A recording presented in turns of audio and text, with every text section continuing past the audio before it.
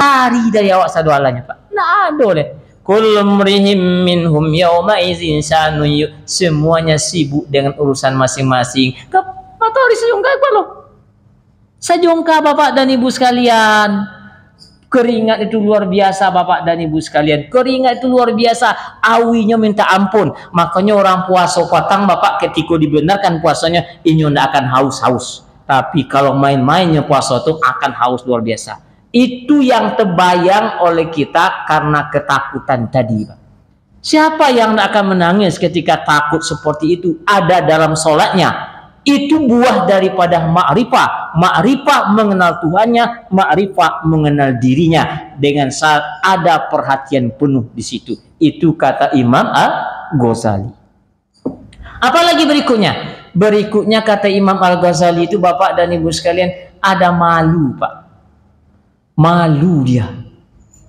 Ya, malu. Kenapa dia malu? Karena begitu banyak yang diberikan oleh Allah kepada manusia Bapak dan Ibu sekalian. Banyak Pak. Nikmatnya gitu banyak. Dan diperintahkan oleh Allah tidak banyak kok ada Pak. Tidak banyak dong. Tapi nikmatnya begitu banyak. Semua sebutlah nikmatnya. Luar biasa Bapak dan Ibu sekalian. Saking banyaknya nikmat Allah itu. Sampai-sampai seorang ahli ibadah di zaman Nabi Musa itu Bapak dan Ibu sekalian ibadahnya 500 tahun tidak tanggung-tanggung. Awak ibadah mungkin 25 tahun baru Pak. Tayang tidak puluh kan? Habis pensiun puluh ibadahnya kan? baru kan? Inyo 500 tahun beribadah. Berapa lamanya ibadah itu? Maka ketika dimasukkan oleh Allah ke dalam surga, si fulan masuklah ke dalam surga karena rahmatku, kata Allah. Kata yang si ahli ibadah tadi, saya masuk surga karena amalanku ya Allah. Dibilang oleh, tidak mau masuk karena rahmat. Dibilang saya masuk surga karena amal ibadahku. Sekali lagi panggil Allah, fulan masuk ke dalam surga karena rahmatku. Sampai 3 kali Pak, mengaku aja, kamu hebat ibadahku 500 tahun, tidak ada yang bandingin loh. Makanya dipanggil oleh Allah, berapa kamu beribadah? 500 tahun. Cobalah wak timbang yang 500 tahun ibadah tuh apa ibadah wak. Kemudian yang kedua timbang nikmat yang memberikan kang kocek. Dikeluarnya matur cek Pak. Matur dia ambil doa ditimbang manen borek mato cie dengan ibadah 500 tahun. Ternyata masih borek yang mato cie kok Pak. Iko rahmat. Tidak semua orang bisa melihat Pak. Mata ada tapi tidak melihat. Telinga ada tapi tidak bisa mendengar. Tapi nikmat itu adalah ketika dia bisa digunakan sebagaimana mestinya. Itu jadi nikmat Pak. Ya, itu adalah rahmat dan kasih sayang Allah Subhanahu wa taala. Makanya ketika orang masuk surga itu nanti tidak masuk surga karena ibadah Pak, tapi karena rahmat Allah. Ketika itu ditanya pula Rasulullah, "Ya Rasulullah, termasuk engkau Rasul?" "Iya, termasuk saya. Saya masuk surga karena rahmat Allah Subhanahu wa taala." Nah, begitu Bapak dan Ibu sekalian rahmat Allah begitu banyaknya, makanya dalam sholat itu merasa malu Bapak dan Ibu sekalian. Ada perasaan malu, nela dia banyak tapi tidak bisa jawab bersyukur tuh ya. Kan lagi banyak oleh Allah, semuanya dikasih oleh Allah, tapi tidak mau juga bersyukur. Di mana rasa malu di hadapan Allah Subhanahu wa taala Bapak dan Ibu sekalian? Malu itulah yang sangat luar biasa yang dibutuhkan dalam beribadah Pak. Takut kau tidak diterima, takut macam-macam, ada rasa takut dan ada rasa malu. Begitu kata Imam Al-Ghazali itu Bapak dan Ibu sekalian. Nah, yang terakhir ya, Bapak dan Ibu sekalian. Kalau tadi azan itu dulu ketika Islam baru datang, bila tuh naik KT Pak. Kemana namanya?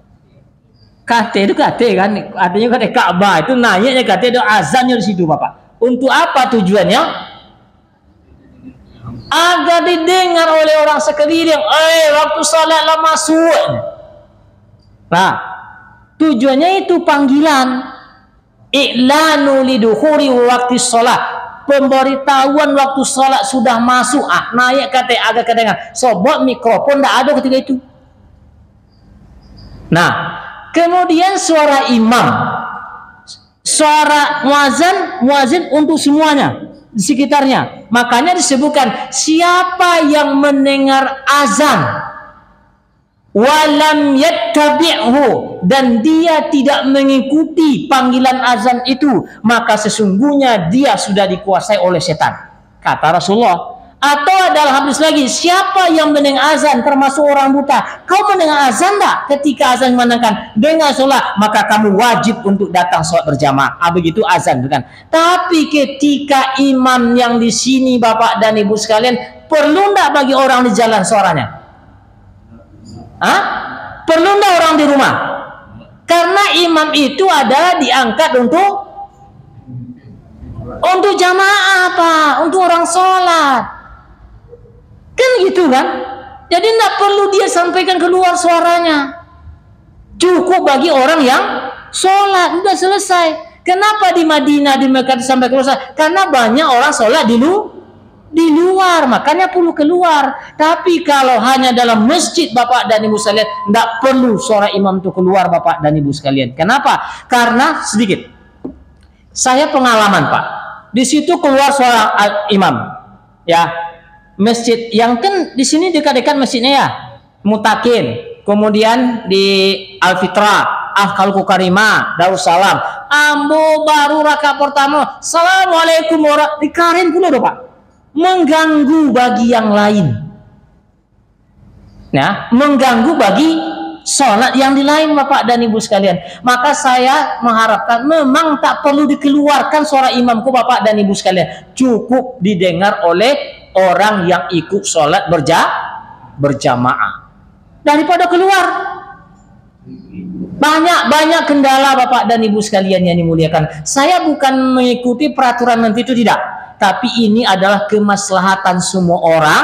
Tapi kalau azan, ya tuh jangan di dalam azannya, tapi suaranya harus keluar. Tapi kalau imam ini, imam tuh suaranya untuk jamaah yang sedang sholat, bukan untuk orang yang di luar Bapak dan Ibu sekalian. Itu bukan siarnya tuh orang di luar itu dong. Siarnya adalah azan, iya. Tapi kalau sholat berjamaah untuk orang yang ngikut menjadi makmum sholat berjamaah. Begitu kira-kira Bapak dan Ibu sekalian yang dimuliakan Allah. Mudah-mudahan ada manfaatnya. Billahi taufiq wal hidayah. Assalamualaikum warahmatullahi wabarakatuh.